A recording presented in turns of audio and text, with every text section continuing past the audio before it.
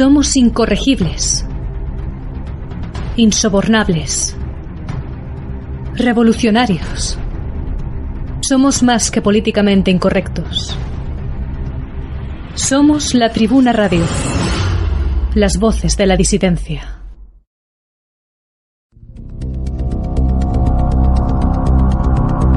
Hola, soy José de Sánchez, soy periodista y dirijo La Tribuna de España. Estoy aquí para haceros una recomendación de lectura. Si de verdad te preocupa la pérdida de valores, la transformación que está sufriendo la sociedad, si sabes que existe una agenda global pero no conoces bien cuál es el enemigo, cómo lo organizan, de qué manera nos adoctrinan, te recomiendo que leas Cómo sobrevivir al nuevo orden mundial, un manual de trinchera, un libro escrito por José Antonio Bielsa. De verdad que no te defraudará. Cómo sobrevivir al nuevo orden mundial.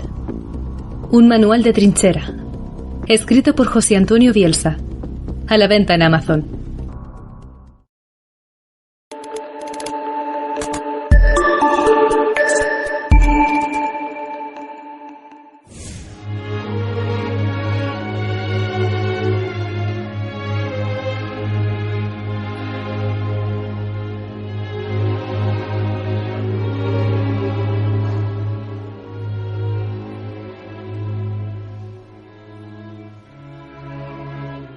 Da comienzo Bala Rasa, el programa patriótico dominical de la Tribuna Radio.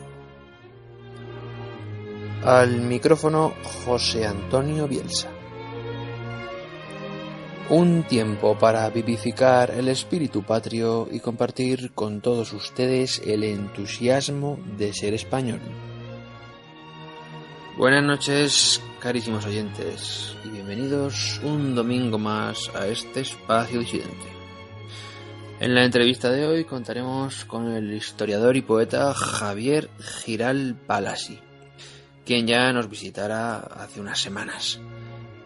Pero en esta ocasión no hablaremos tanto de política y de historia como de poesía. Por eso el objeto de este programa va a estar destinado al estado de la poesía en España, lo que nos permitirá asimismo comentar, glosar siquiera brevemente las últimas contribuciones de Giral Palasi al movimiento lírico actual. Les animamos a que sigan expectantes esta entrevista, que a más de uno les resultará sorprendente o cuando menos provocativa. Buenas noches. Estamos aquí hoy con el poeta e historiador Javier Giral Palasi. Javier Giral Palasi es una de las voces más prometedoras de la lírica actual española y estas navidades, presumiblemente para el mes de diciembre, van a salir a la venta sus 3 nuevos poemarios, cuyos títulos son Azul de ti, Secretos de tus labios y Antología del amor en la poesía. Javier Giral Palasi, por más de un concepto, es un poeta clásico, no solo en la forma, en la factura, sino en los ideales que canta a través de sus versos. En este sentido, es un poeta extemporáneo, rabiosamente reaccionario y muy contrario a esta poesía, entre comillas, a esta mala versificación que domina la poesía de consumo de nuestros días. Este programa de Bala Rasa, por consiguiente, lo vamos a dedicar a hablar de estado de la poesía en la España actual. Y es que si algo se caracteriza a la España actual es por su flagrante ausencia de poetas y poetisas, verdaderos peones de la industria cultural al servicio pues de un discurso totalmente avinagrado, de mucha pobreza estética. Estamos aquí con Javier. Javier, ¿qué tal el café? ¿Está bueno? Buenas noches. Está genial el café, fantástico el de la radio. Muy bien, pues aquí estamos para defender no solo a España, sino a la poesía y a los grandes poetas que, queramos o no, de aquí a unos años empezarán a ser oídos. ¿De acuerdo? Sí, los mismos poetas que hoy en día pasan por ser las lumbreras del firmamento, aquellos que les dan el premio Loew, el Adonais, el premio Hiperión, etcétera, etcétera. Pues bueno, yo pienso que aquí van a aprender mucho, porque lo que Javier Giral Palasi les va a contar no solo es hacer poesía, ¿no? Hacer un artesanado de la poesía, como diría Donoso Cortés, hacer mera versificación, sino conseguir que esos versos, que esos poemas adquieran verdadera vida propia, y para ello se requieren unos recursos inusitados que están mucho más allá del conocimiento de la técnica y que requieren de una inspiración de orden superior.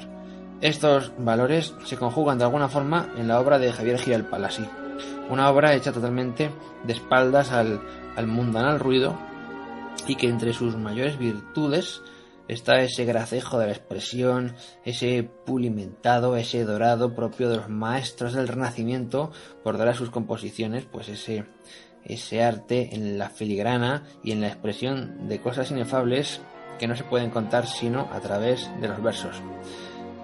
Javier, cuéntanos lo primero, de dónde procede tu afición a la poesía. Más que afición, yo diría tu don natural de poesía.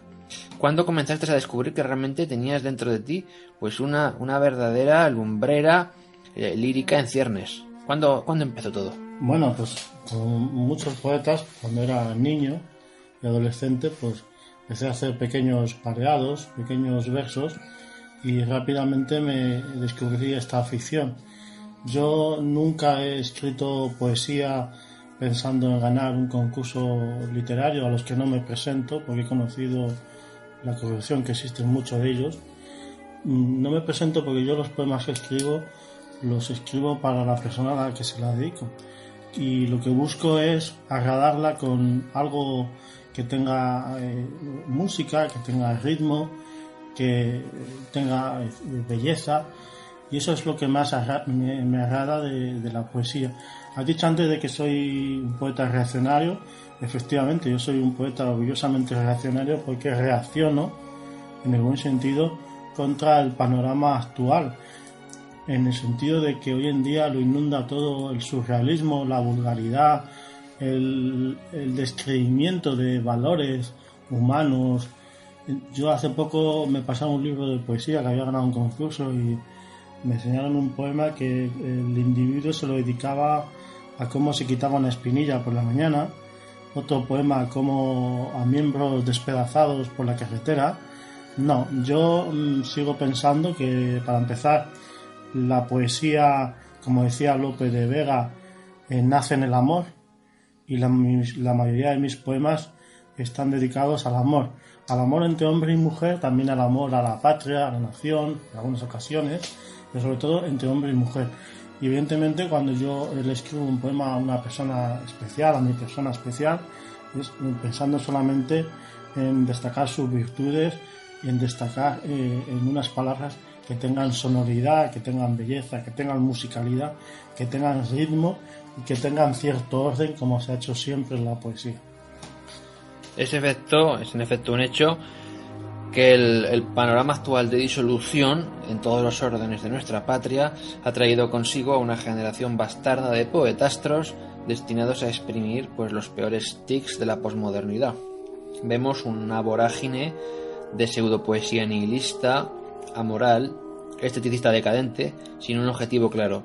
Vemos asimismo el auge del verso libre, una cosa que realmente es complicadísima de utilizar y que apenas pues se ha dado a algunos poetas insignes que han sido verdaderos maestros en su empleo, ¿no? Pensemos en Walt Whitman y tantos otros. Pero hoy en día es cierto que si por algo se caracteriza el panorama lírico español es por la verdadera ausencia de voces profundas, de voces potentes, de voces discordantes. Una balumba de corrección política, un lodazal abyecto de inmundicias y de truculencias invaden este panorama. Por eso, al leer tus poemas, Javier, es llamativo ese curso que has desarrollado, ¿verdad?, a través de una serie de, digamos, de lugares ideales donde digamos que tu lírica, yo pienso que también es, en ese sentido, es un poco griega, ¿no? ¿Estás de acuerdo? ¿Crees que tu inspiración parte de esos clásicos como pudo ser Horacio? Sí, por supuesto. Yo cito a Ovidio y a Horacio en algunos poemas que tengo, y sobre todo cito mucho el Siglo de Oro también, porque el Siglo de Oro de la literatura española estaba formada básicamente por poetas que luego se convertían en caballeros de su majestad, del rey, eran guerreros, como el famoso Garcilaso de la Vega, que era toledano, como lo es mi familia. Entonces eran una mezcla entre poeta, escritor y guerrero, muy españoles, algo que también se oculta hoy en día. Y desde luego, decías antes, vivimos una sociedad del relativismo en que no se cree incluso en que puedan existir grandes valores humanos. Y claro, si no se fomentan, desde luego que dejan de existir. Pero igual que el ser humano puede caer en lo más bajo, también puede caer en lo más grandioso como ser humano o como persona. Comentabas también el tema del verso libre. Hoy en día cualquiera se cree poeta por hacer el verso libre, pero muchas veces te das cuenta de que son textos que parecen más novela, con cierto sonido, con cierto pareado, pero eso carece de un orden. Entonces, al carecer de un orden, vamos a ver, un poema es como un juego, un ejercicio en el que cuadras las sílabas, las estrofas, los versos. Es un juego en el que está pensado hasta la más mínima coma, hasta el más mínimo punto. Y lo que hace feliz a un poeta es que ese juego sonoro, con imágenes, con musicalidad, quede ordenado, cuadrado o no cuadrado, y que quede bello y que transmita algo que haga feliz y que haga sonreír a la persona a la que se le dedica el poema, que luego va a sentir el mismo efecto cualquier otro lector que va a leer ese poema y se puede sentir identificado. Sí, hemos hablado de la gran tradición grecolatina, de aquella maravillosa nómina de líricos verdaderamente tocados por la gracia de los dioses. Pero hoy en día es cierto, y tu forma de asumir la estética poética lo manifiesta, que si no eres realmente reaccionario, es decir, si no eres rebelde contra estos moldes preestablecidos, no eres nada.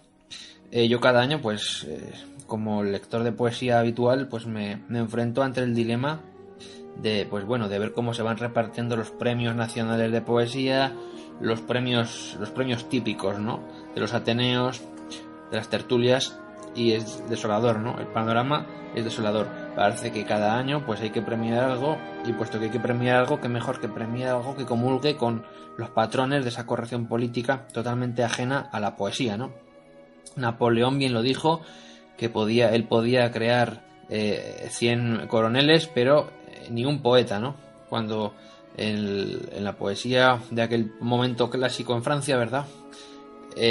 Había que hacer algún recital de poesía, venga, para celebrar Víctor Hugo empezó así, ¿no? Se presentó un concurso y curiosamente sonó la flauta. Pero bueno, también hay que decir que tuvo suerte porque estaba rodeado de grandes mediocridades.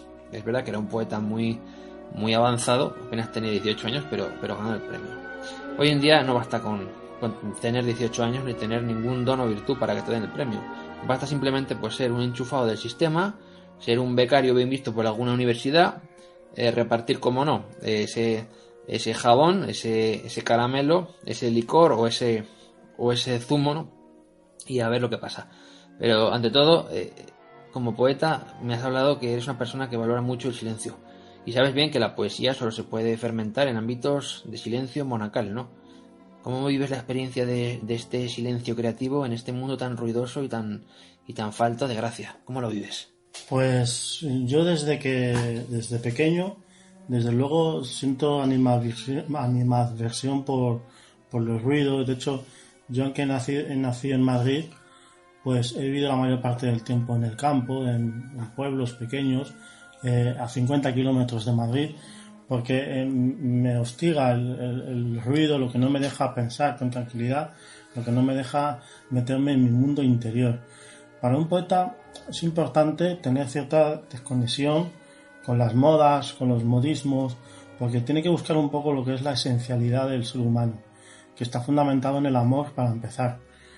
Y eso es fundamental, hace falta tranquilidad, hace falta sosiego para escribir y hace falta vivir también, tener experiencias. El poeta debe vivir también un poco en una montaña rusa de las pasiones.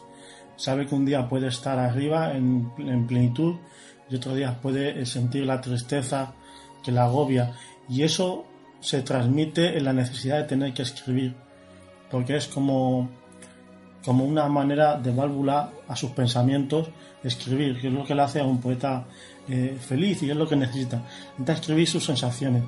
Y desde luego en esta vida, bueno, todo fluye, que decía Heráclito, pero la poesía de alguna manera siempre permanece en el tiempo, en el sentido de que queda, aunque tú puedes sentir pasión por alguien o tristeza, ese sentimiento con el tiempo puede pasar, pero la poesía queda escrita para la posteridad.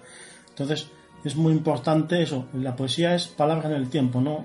Se queda escrito esos sentimientos, esas pasiones que aunque pasen 100 años, otra persona se puede quedar perfectamente reflejada.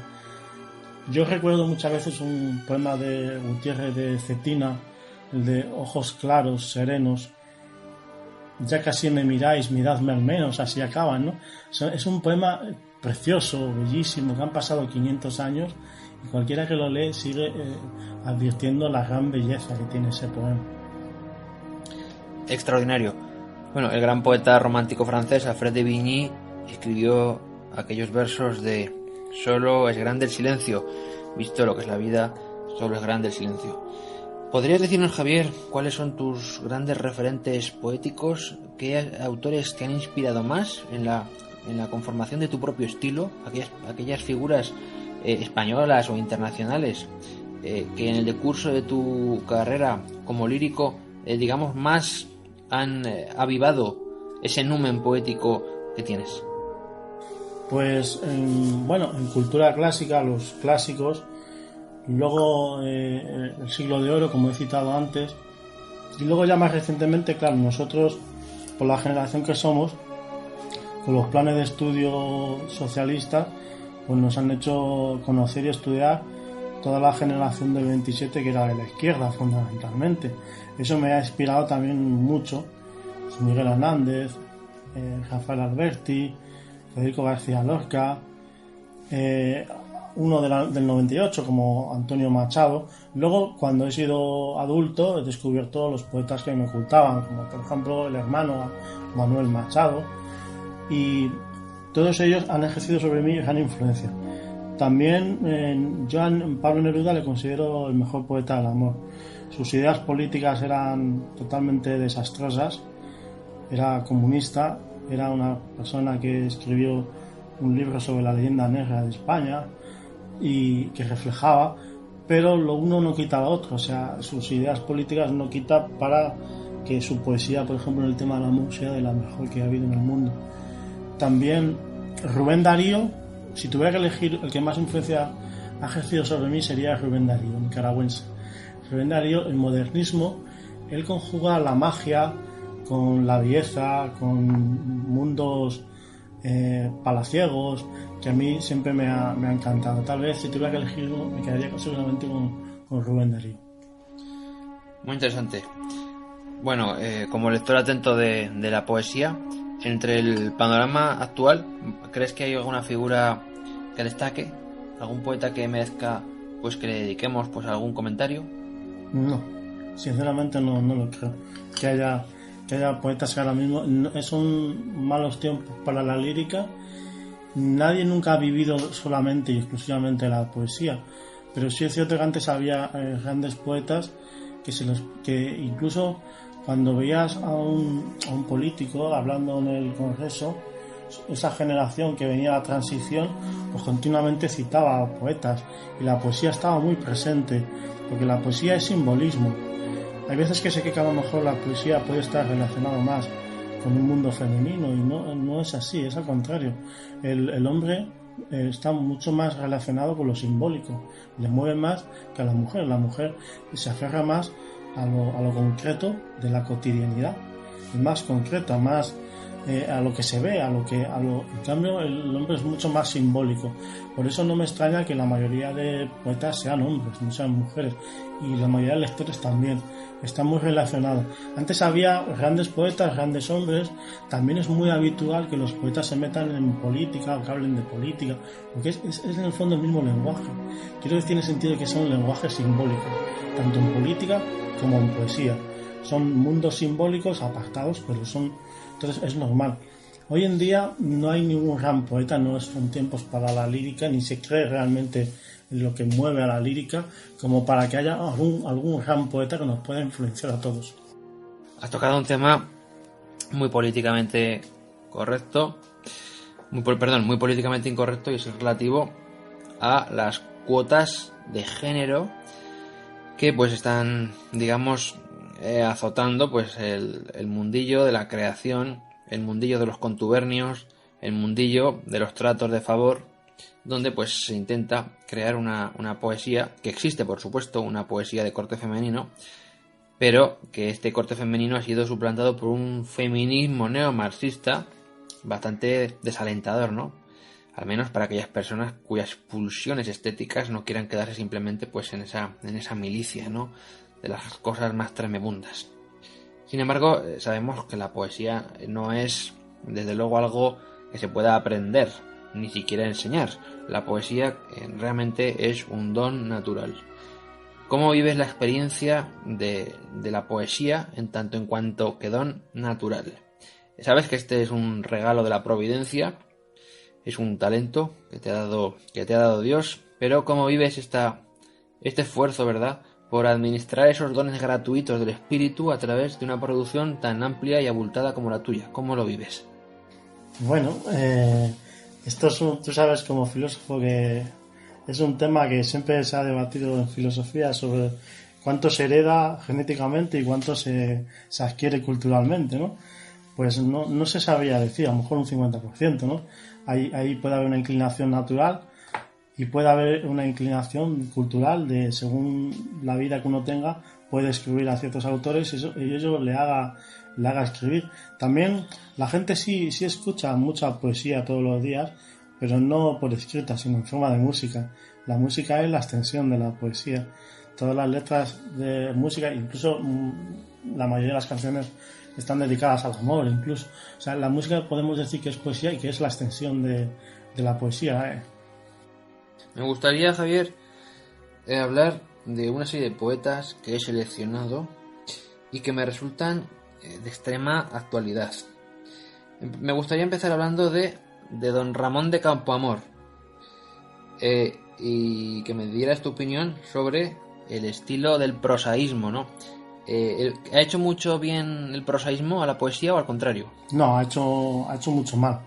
O sea, querer vender poesía como novela, pues bueno, es algo que como tema de marketing puede funcionar, porque no olvidemos que la mayoría de lectores no son lectores, son lectoras, y a ellas les gusta mucho la novela, y siempre es más fácil leer novela que leer poesía.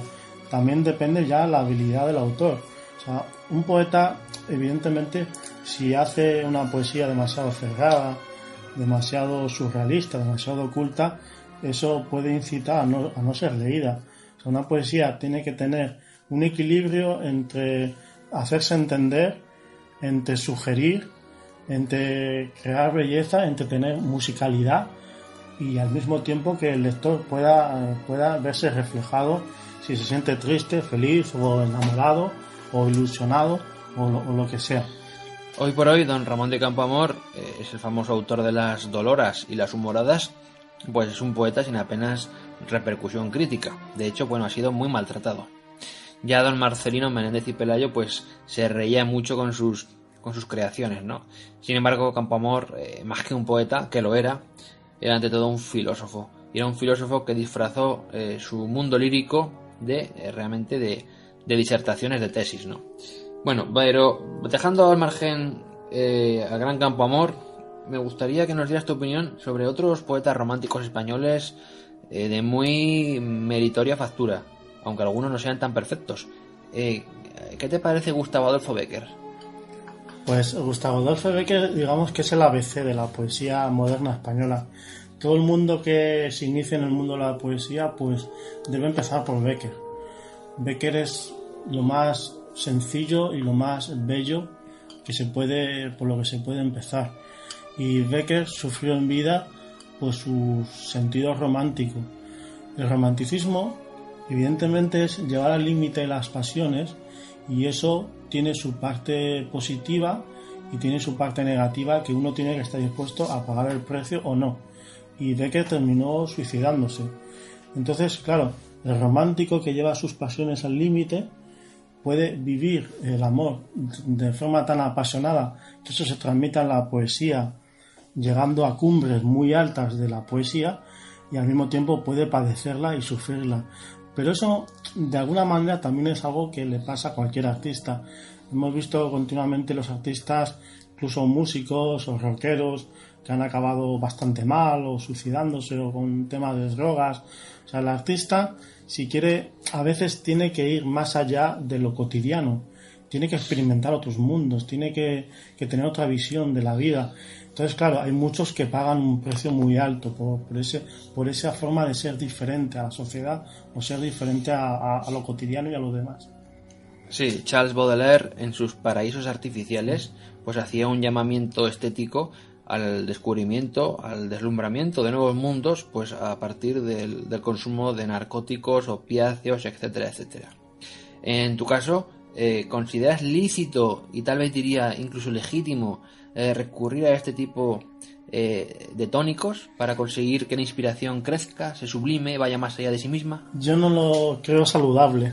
No me parece saludable. Hay gente que lo hace, pero no es una vida saludable. Es mejor emborracharse en la vida, pues, de pasiones, del amor, de la felicidad, de la amistad, de experimentar el mundo, de disfrutar los pequeños momentos. Eso también puede dejarnos huella, a veces podemos vivirlo de forma dolorosa.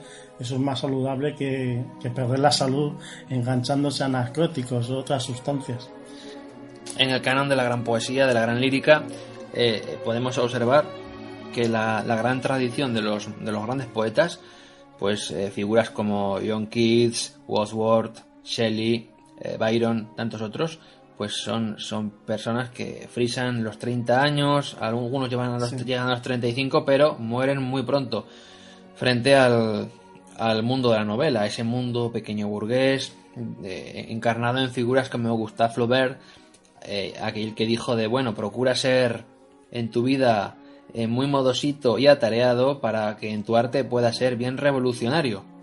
Esto lo dice pues un escritor típicamente burgués como Flaubert, el autor de Madame Bovary, pero en el caso de los poetas vemos cómo hay una cierta pulsión a trasvasar esos versos y llevarlos a la propia existencia.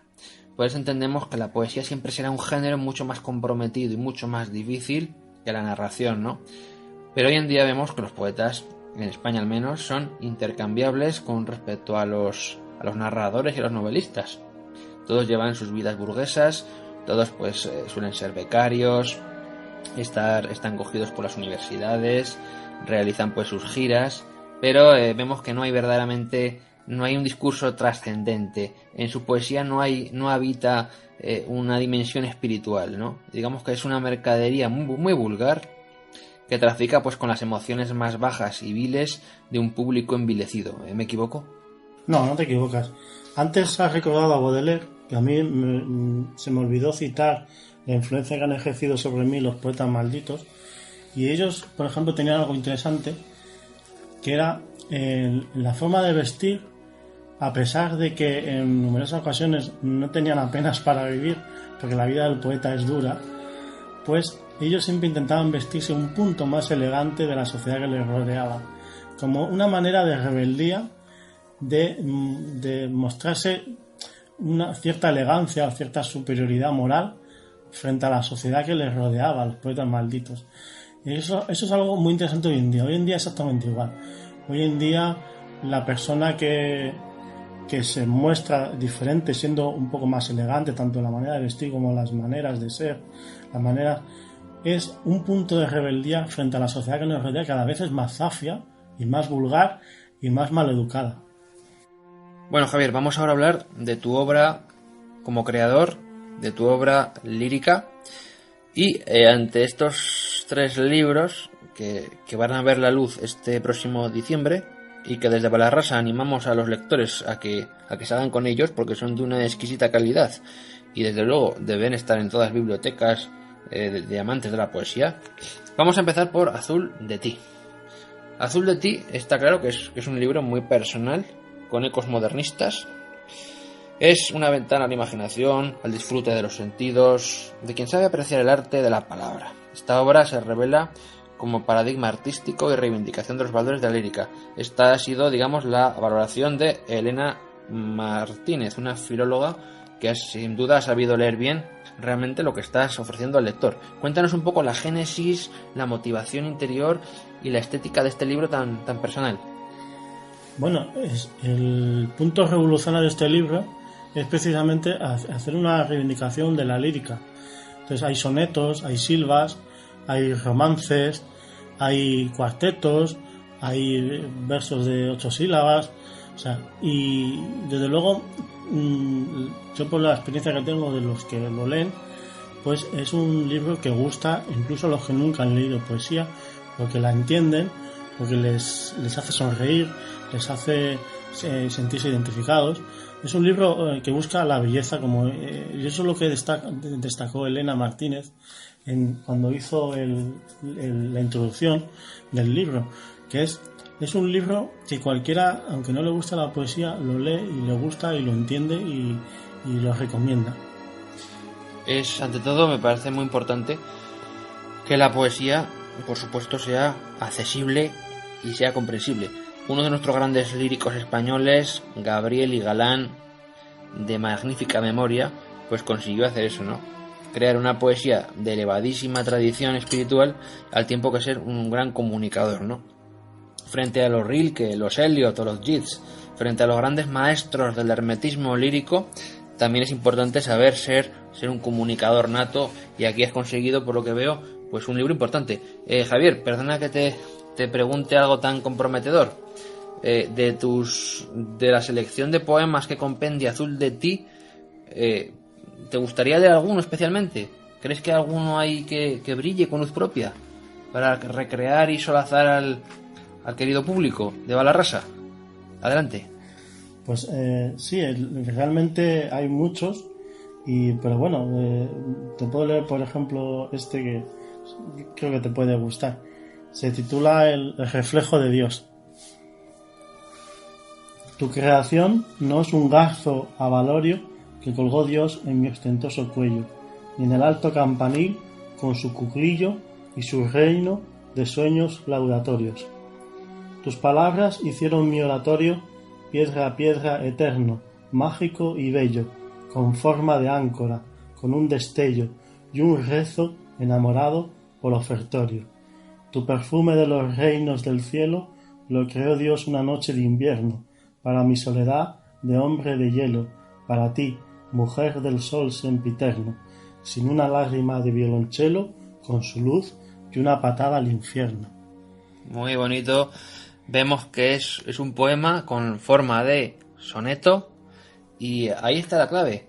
¿Cómo podemos hacer en pleno siglo XXI, ¿verdad? Tras tantos baches, tras tantas quiebras, ¿verdad? Un soneto tan bien construido que respete la forma clásica. ¿Cómo es posible todavía creer en una forma tan pura, ¿verdad? Frente a este estercolero planetario, donde escribir un soneto casi es, digamos, es una forma de abdicación, ¿no? ¿Cómo es posible, Javier, que todavía creas en las formas clásicas y respetes, pues, la tradición del verso no libre? Bueno, yo soy un sibarita de la belleza. Me encanta la belleza en todos los órdenes de la vida. Entonces, es inevitable que yo pueda crear otra cosa que no intente crear belleza y no tenga buen gusto o no tenga algo que pueda agradar a la persona. Yo te voy a leer otro poema que tiene un toque de humor y yo creo que te puede también agradar bastante a ti y a los oyentes. Se llama No sé por qué te quiero.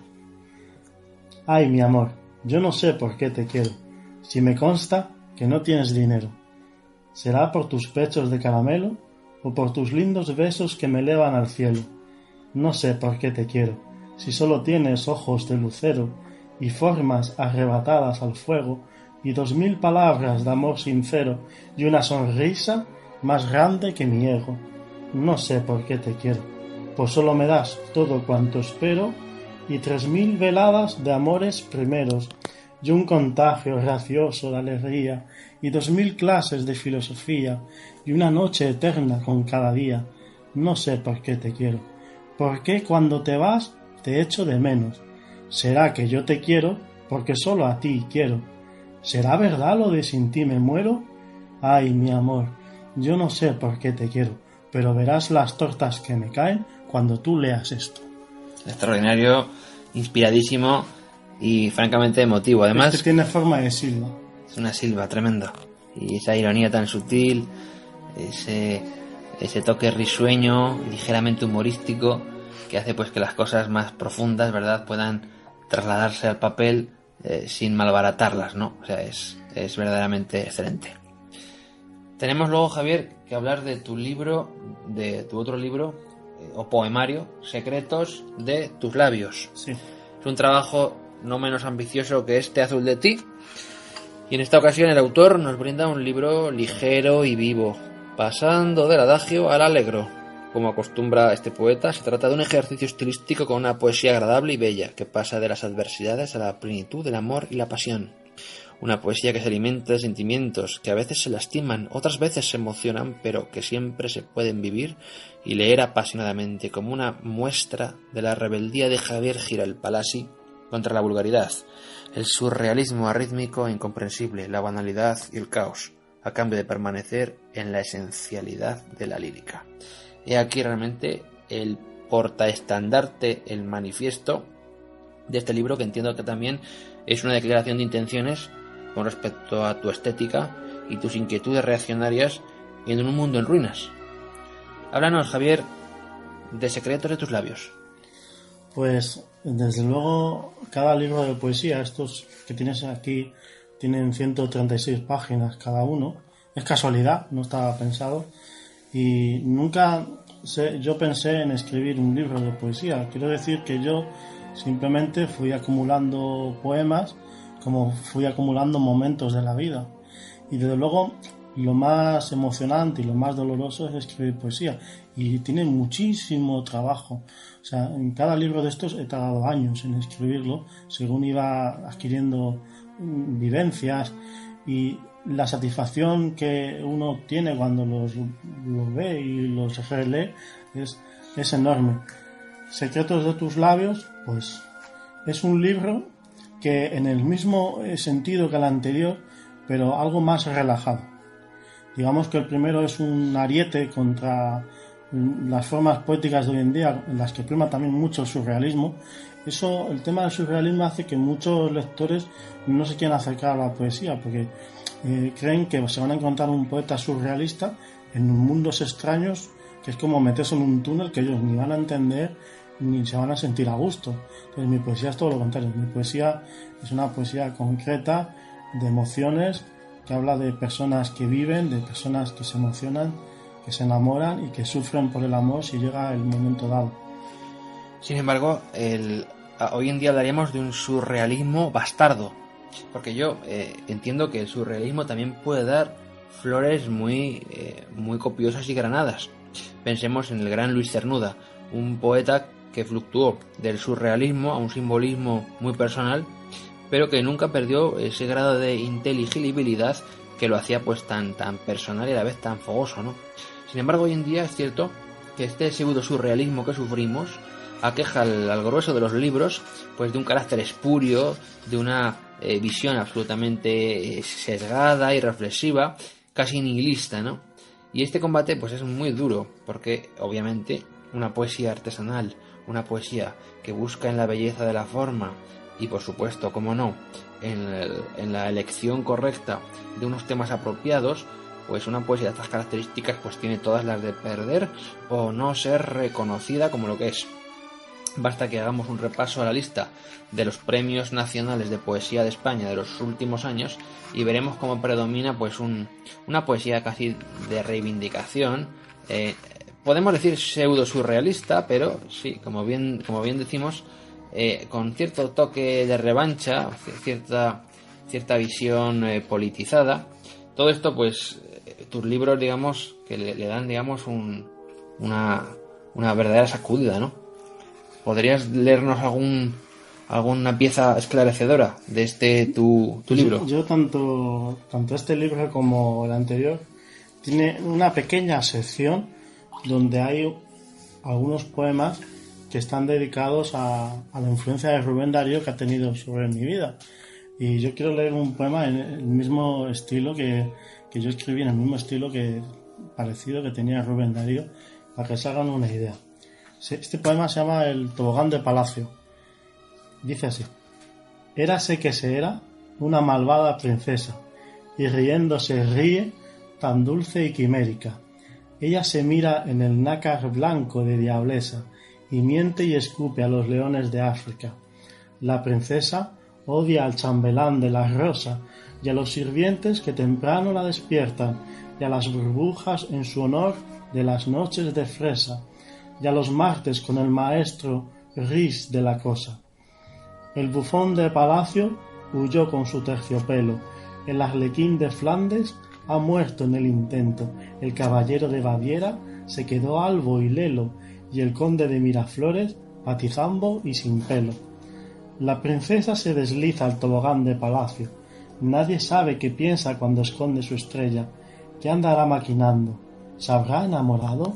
Uy, mejor corra y aléjese cuanto pueda de ella. En efecto, la sombra de Rubén Darío está ahí, la vemos. Muy intuitivo, muy brillante y con ese gracejo tan peculiar que te caracteriza. Tenemos, Javier, también que dedicar unos pequeños comentarios al tercer poemario que verá la luz este diciembre. Nos referimos a Antología del Amor en la Poesía. Este libro veo que es un poemario mucho más ambicioso que el anterior, mucho más grueso, ¿verdad? Tiene más de 200 páginas, lo que es increíble, ¿verdad?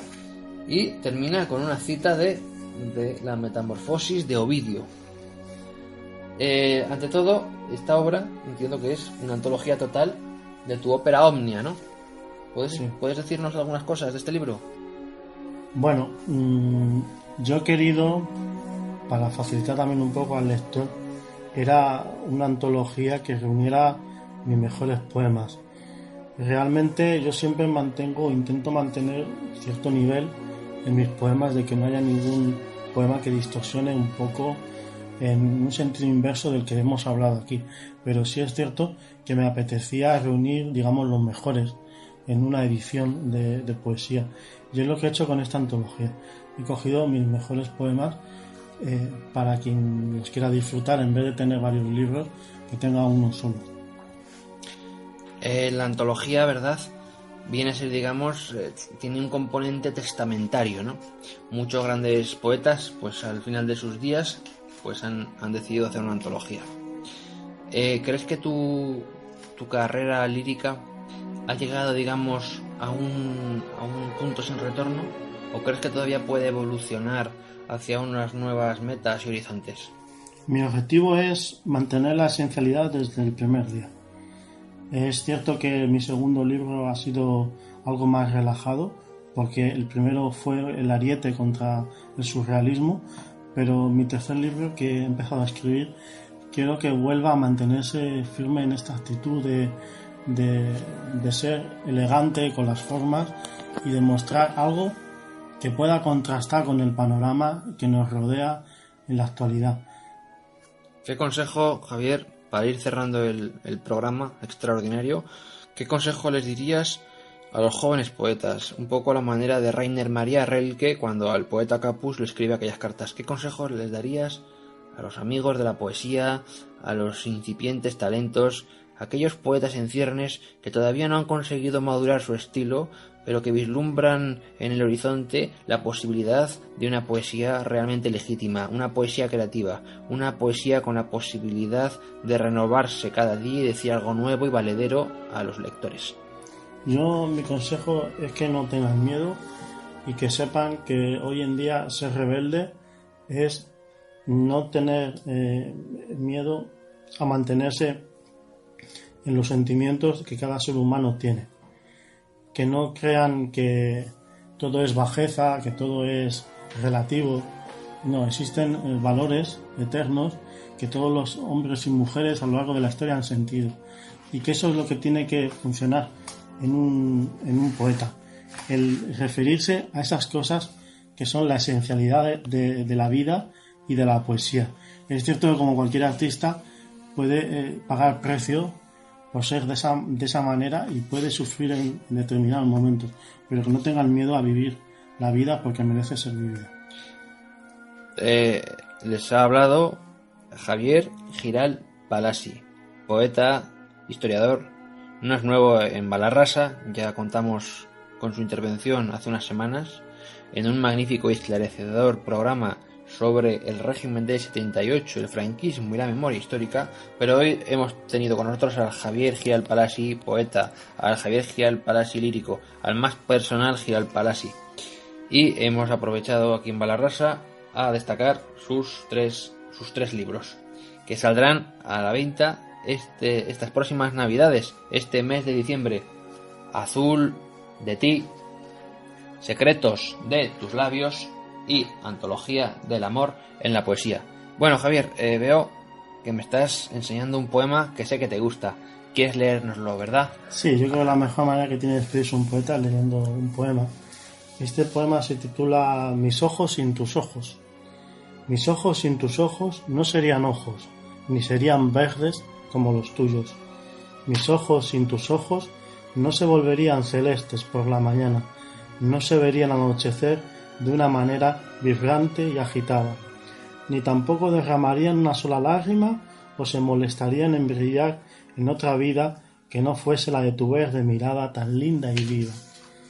Porque mis ojos sin tus ojos no serían ojos, y nunca se volverían azules ni rojos, y seguirían siendo hasta el fin de mis días solo unos ojos verdes para tus verdes ojos. Magnífico sentimiento, poesía, el arte de Javier Giral Palasi en su más plena expresión lírica. Ha sido un placer, amigo, tenerte aquí en Balarrasa. Muchísimas gracias por compartir tus versos y hasta la próxima. Encantado. Y esto ha sido todo por hoy. Ya lo sabes, carísimo oyente, te esperamos cada domingo a las 10 de la noche en este espacio rabiosamente reaccionario llamado Balarrasa, un programa de La Tribuna Radio. Les ha hablado José Antonio Bielsa. Buenas noches.